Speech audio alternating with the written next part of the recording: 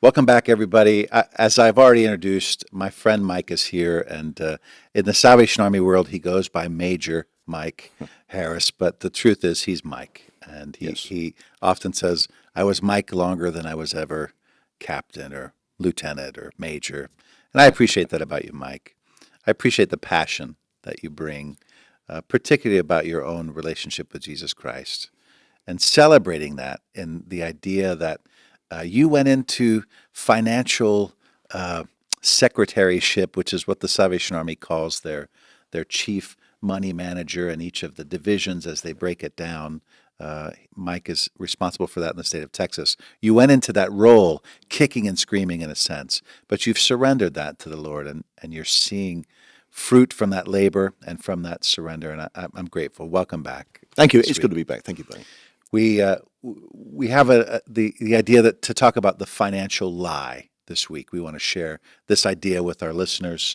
Um, there's the fear of missing out, or what all the kids are saying now, Mm. FOMO.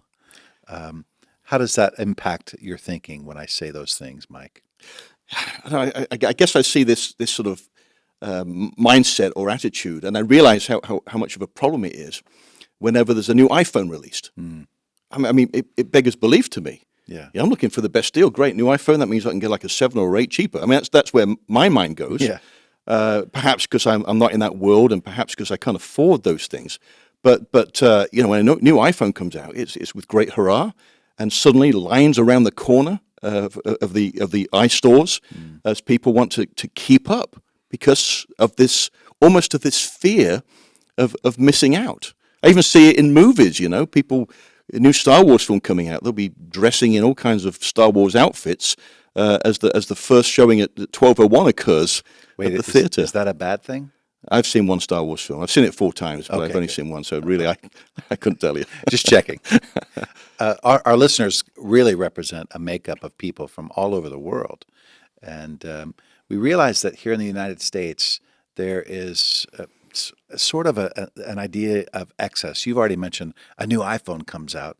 I go to church with a young man who actually subscribes to a program where whenever a new device comes out, he is immediately eligible for an upgrade. And he pays a premium for that service. What I don't think he realizes is there is a contractual obligation. He will be paying for these devices well into his retirement Mm. because he is fixed on the idea that he must have the next best thing. And the truth is, you can be at peace about your finances, but you need to arrest some ideas, some lies that society tells you about you must have, you must get this next thing. And our producer gave us this idea that, we always need more. We need the next best thing because we're convinced there's something better and we're missing out. But the truth is, I think all we're missing out on is the faith aspect of trusting the Lord for what we need day to day. Mike, you talked about that in the Lord's Prayer just a couple weeks ago. Address in more detail the idea that we can find peace in trusting in the Lord and not worrying about the next best thing. Yeah, and as I look at this fear of missing out, Mm, the word that sticks out to me is fear. yeah, Is fear. yeah, We should not live in fear in any way, shape, or form. And to me, I guess where I'm at in life, that's the most ludicrous thing to be fearful of, right. is the fear of missing out. And fear flies in the face of peace, does it not? I mean, Mm, those could be at more opposite ends of the spectrum. And perhaps as I navigate this particular one, it's the hardest one for me because quite honestly, that's not where I'm at. yeah, As long as my phone works, as works, long as I can correct. call somebody or I can, check on the soccer scores or whatever the case may be in my life, that's all I'm bothered about. But it concerns me that we have, dare I say, a generation coming through where that actually is their life, Mm, and in some way, status perhaps, or for whatever motivation it is, they have to have the latest of this, that, or the other. And living now in this world of electronic devices, the IT world is fast paced, it's ever changing. That problem's only going to get worse. mm, So you either become more fearful, or you find a way of releasing yourself of that fear. And the only way you release yourself of that fear is to accept the peace that Christ gives and be released from having to get the latest thing. Yeah. I think for me, and we wouldn't get into conspiracy ideas or uh, speaking ill of any particular company or organization, but from a technology point of view, there are these known instances of planned obsolescence where people will actually update devices with necessary upgrades, but what's really happening is they're getting the update, but the device is slowing down, and then that causes this desire to want more.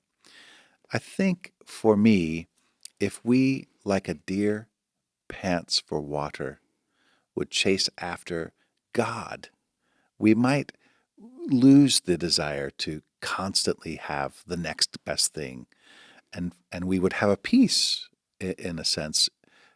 Well, no, in reality, we would have peace because God is the creator of peace. Amen. Amen to that. He's the enemy of evil. Amen to that. Amen to that.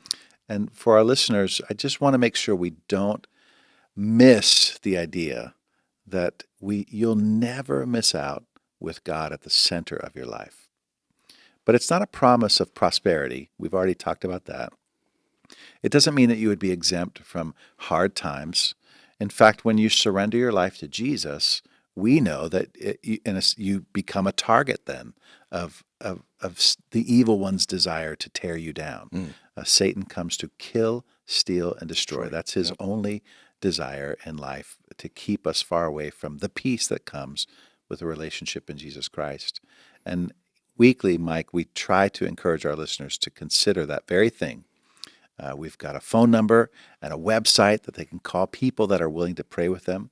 And I just want to make sure that you have that opportunity to invite them into a right relationship with Jesus Christ during this series. Absolutely. Just like the deer panteth, that's where our fear should be, if anything, the fear of missing out on Christ, which we will not do. Therefore, by accepting him, we receive that wonderful peace. Come back and join us next week. And if there is a story that's impacting you in a particular way, or something that you feel you could share with us that might give our other listeners strength for their journey, don't hesitate to contact us.